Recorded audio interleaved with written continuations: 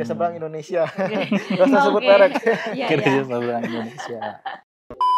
Bapak-bapak gereja berapa tahun untuk nyusun Alkitab? Ratusan. Ratusan tahun mengumpulkan semua kitab, terus mensederhanakannya, memilih mana yang bisa dijadikan Jadi, ya, kitab. betul. Tapi kan kali ini yang udah pro ya kok ya.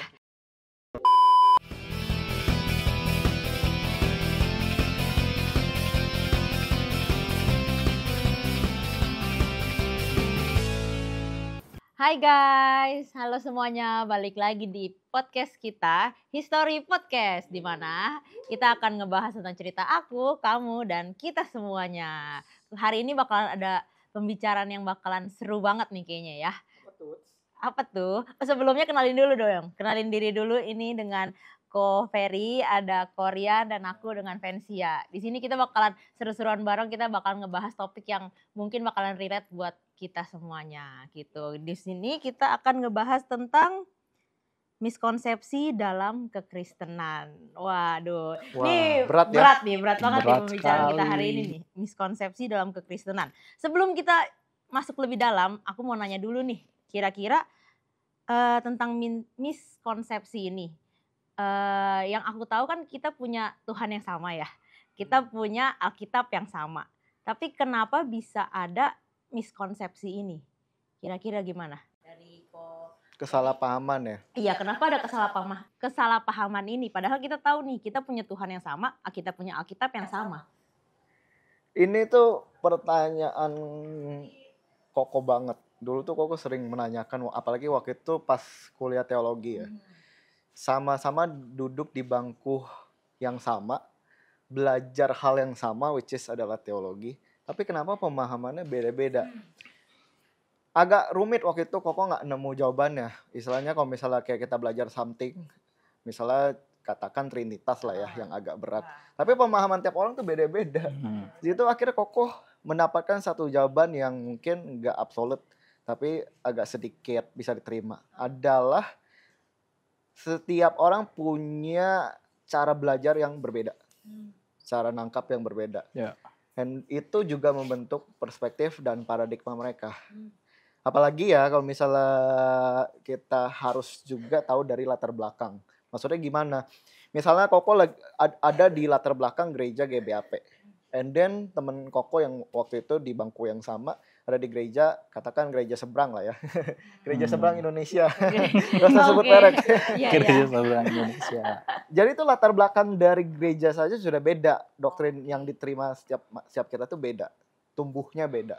Jadi dia ketika menerima sesuatu yang baru, itu jadi kayak adaptasi lagi. Wah, ada something yang new nih. Waktu itu di gereja diajarinnya nggak kayak begini nih. Tiba-tiba dapat something new, diproses.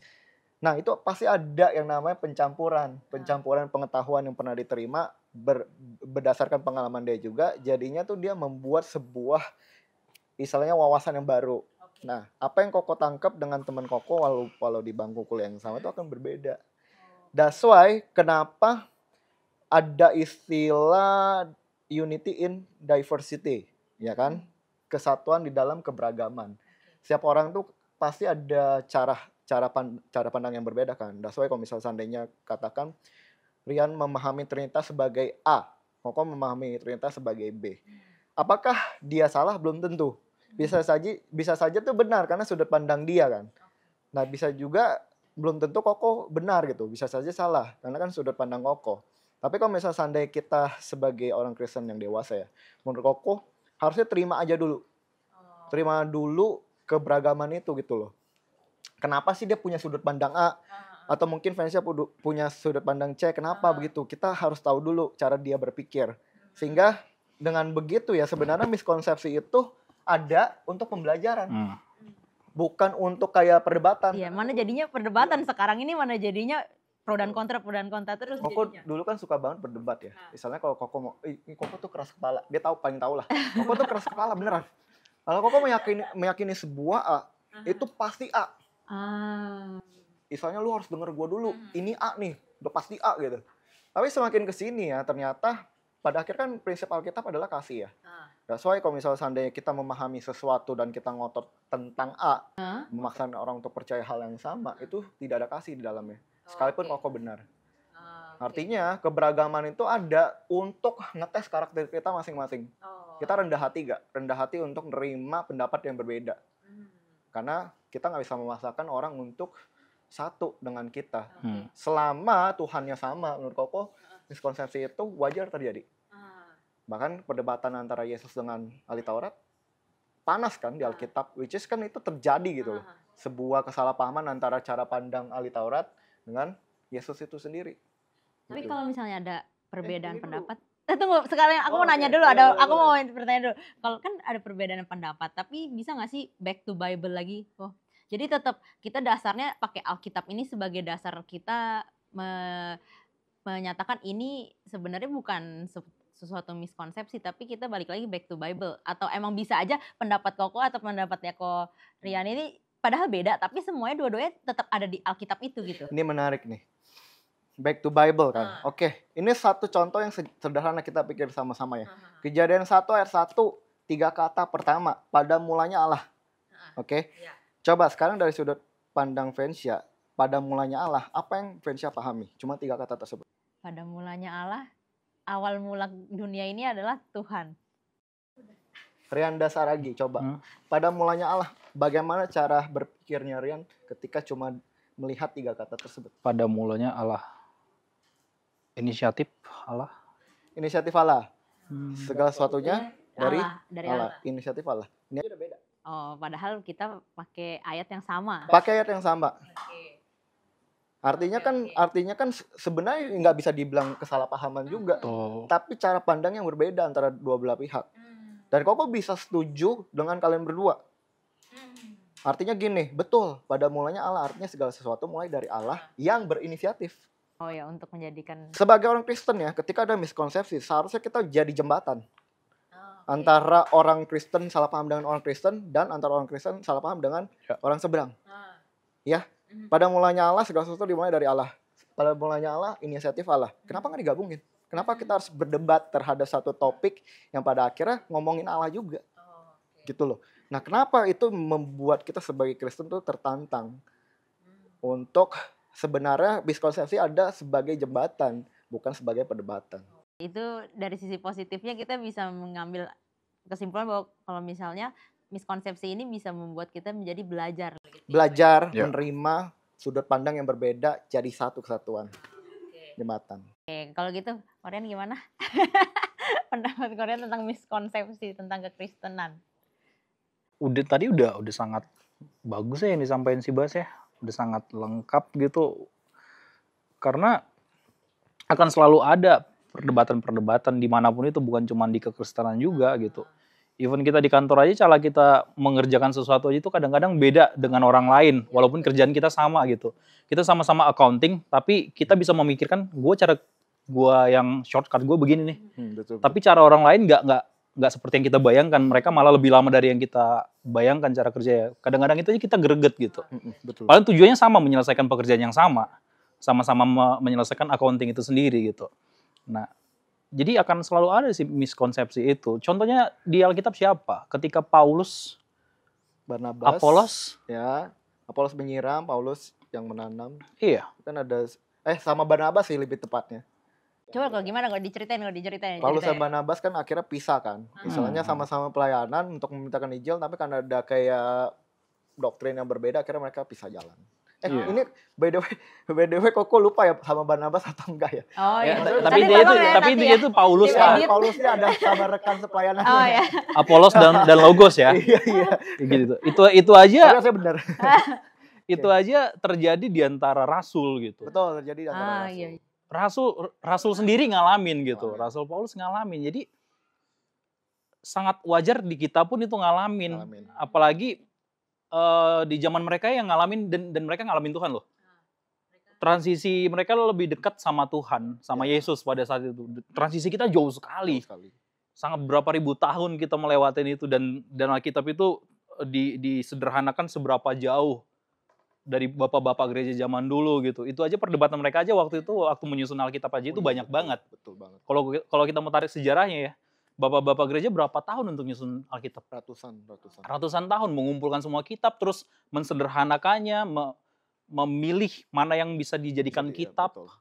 tidak semua soal yang bisa dijadikan kitab. Itu aja mereka punya perdebatan pasti yang sangat kencang pada saat itu. Betul. Apalagi kita saat ini yang tinggal ngebaca doang, terus berusaha memahami apa yang dimaksudkan dengan Alkitab. Terjemahan juga ya, salah satunya Iya. terjemahan pun bisa bikin. Betul, terjemahan. Iya. Betul. Kenapa Alkitab sebagai kitab suci itu harus diterjemahkan? Harusnya kan orisinil kan, menurut pandangan seberang. Itu jadi perdebatan yang nggak pernah habis sih. Tapi menurut Koko, terjemahan itu penting. Kenapa? Pada mulanya kan kejadian waktu di Babel, Allah sendiri kan mengacaukan bahasa, benar gak? Iya. Which is ada akhirnya terpecah tuh bahasa-bahasa berbeda.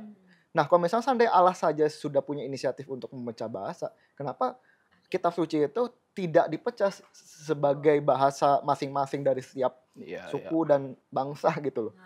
Kalau Koko balik ke hal yang sederhana sih, kalau misalnya berdebat sama orang yang tidak terima terhadap terjemahan lah, masalahnya Allah sendiri yang mengacaukan bahasa. Gitu loh. Itu make sense. Itu satu masih ada benang merahnya gitu. Iya. Menurut Koko terjemahan is not sesuatu yang harus dipermasalahkan sih. Nggak perlu berdebat. Apalagi sesama Kristen, nggak usah lah ya. Iya, nggak usah. Jangan ya deh ya. Jangan deh Jangan ya.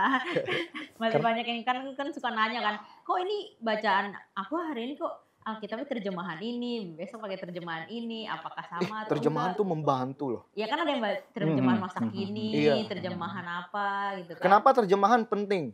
Karena ini kan bicara tentang miskonsepsi apakah ikut Tuhan itu jadi kaya atau miskin seharusnya kan. Iya, salah satu. Kenapa terjemahan itu penting? Karena kita tidak tinggal pada zaman Alkitab tercatat atau terekam sejarahnya kan.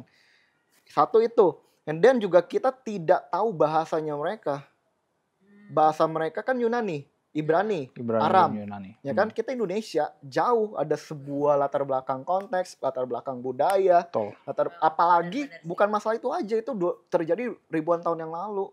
Which is budaya Indonesia 2000 tahun yang lalu dengan budaya Indonesia 2000 tahun yang sekarang ini, itu pasti beda.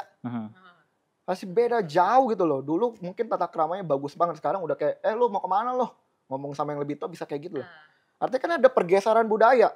Nah, kita ada menyelami bahasa bagaimana caranya memahami konteks dengan sebuah terjemahan yang terjadi sekarang ini.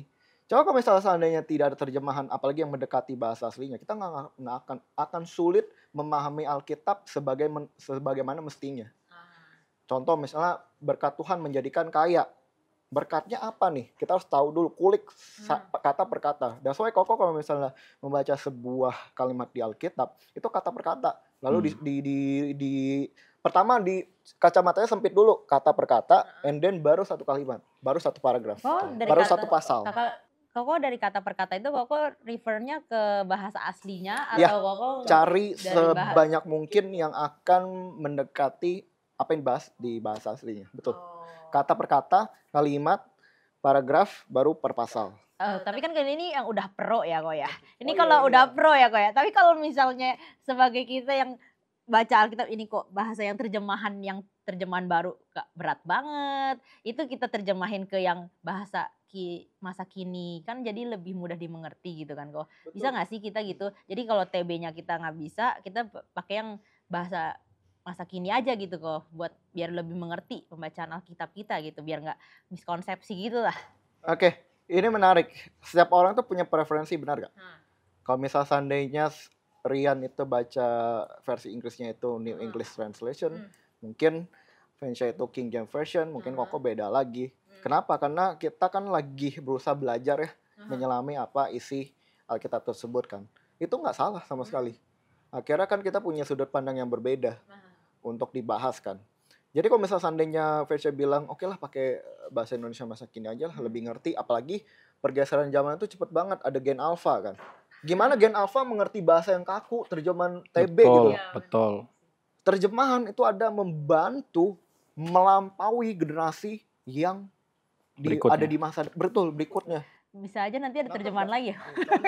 Kalau kita sampai ini kan gen alpha kan, mungkin nanti berapa puluh tahun lagi ada gen baru gitu, generasi yang baru, ya kan? Apakah mereka sanggup membaca sesuatu yang rumit, yang kaku bahasanya? Soalnya terjemahan itu ada untuk menjembatani dari generasi ke generasi, gitu.